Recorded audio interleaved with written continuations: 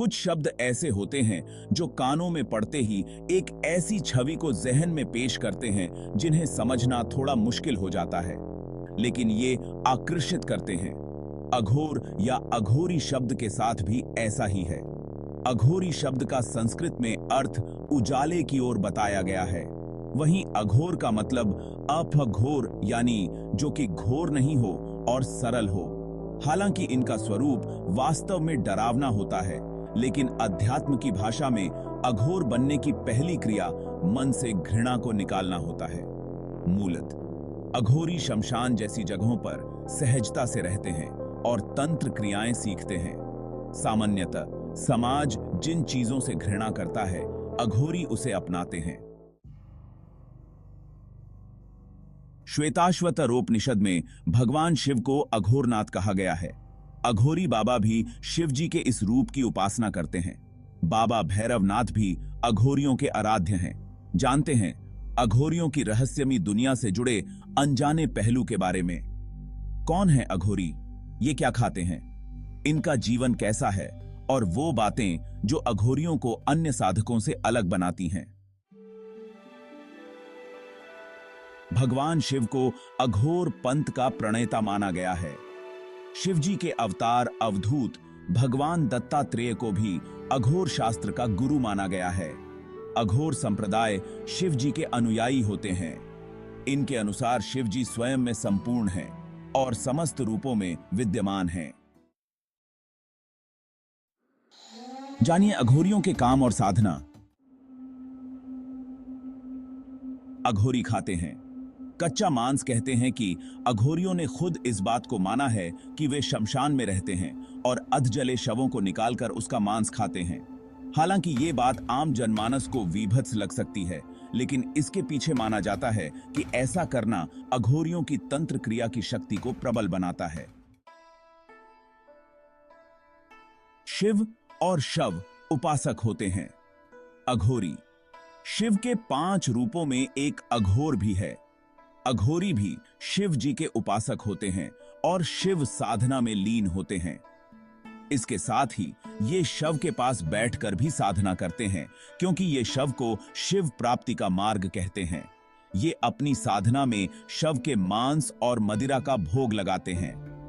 एक पैर पर खड़े होकर शिव जी की साधना करते हैं और शमशान में बैठकर हवन करते हैं। शव के साथ बनाते हैं शारीरिक संबंध। शव के साथ अघोरी बाबाओं के शारीरिक संबंध बनाने की प्रचलित धारणा है और खुद अघोरी भी इस बात को स्वीकार करते हैं। इसे वह शिव और शक्ति की उपासना का तरीका मानते हैं। उनका मानना है कि यदि शव के साथ शारीरिक क्रिया के दौरान यदि मन ईश्वर की भक्ति में लगा रहे तो यह साधना का सबसे ऊंचा स्तर है। ब्रह्मचर्य का पालन नहीं करते अघोरी। अन्य साधु संत जहां ब्रह्मचर्य का पालन करते हैं, वहीं अघोरी ब्रह्मचर्य का पालन नहीं करते हैं। केवल शव ही नहीं बल्कि जीवितों के साथ भी अघोरी संबंध बनाते हैं। ये शरीर पर राख लपेटकर और ढोल नगाड़ों के बीच शारीरिक संबंध बनाते हैं। इतना ही नहीं, जब महिला का मासिक चल रहा होता है तब ये खास तौर से शारीरिक संबंध बनाते हैं। यह क्रिया भी साधना का ही अंग मानी जाती है। माना जाता है इससे अघोरियों की शक्ति बढ़ती है। नरमुंड धारण करते हैं अघोरी अपने पास हमेशा नरमुंड यानी इंसानी खोपड़ी को रखते हैं। इसे कापालिका कहा जाता है। शिव के अनुयायी होने के कारण अघोरी नरमुंड रखते हैं और इसका प्रयोग वे अपने भोजन पात्र के रूप में करते हैं। इसके पीछे यह मान्यता है कि एक बार शिवजी ने ब्रह्मा जी का सिर काट दिया था और उनके सिर को लेकर पूरे ब्रह्मांड के चक्कर लगाए थे। अघोरियों की रहस्यमयी दुनिया। अघोरी हिंदू धर्म का ही एक अंग है, इसलिए इन्हें अघोरी संप्रदाय या अघोर पंथ कहा जाता है। अघोरी देश भर में हैं, लेकिन काशी और वाराणसी में सबसे अधिक अघोरी मिलते हैं। औघड़, सरभंगी और घुरे अघोरियों की ये 3 शाखाएं होती हैं। किनाराम अघोरी को अघोरियों का बाबा कहा जाता है। ये कालूराम के शिष्य थे।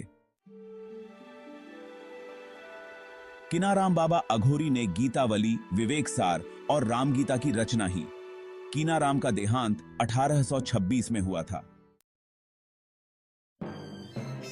यह जानकारी आपको पसंद आई हो तो इसे शेयर और लाइक करें। साथ ही ऐसे और भी जानकारी के लिए हमारे चैनल को सब्सक्राइब करें और बेल आइकॉन को प्रेस कर लें ताकि हमारे नए नए अपडेट्स आपको मिलते रहें।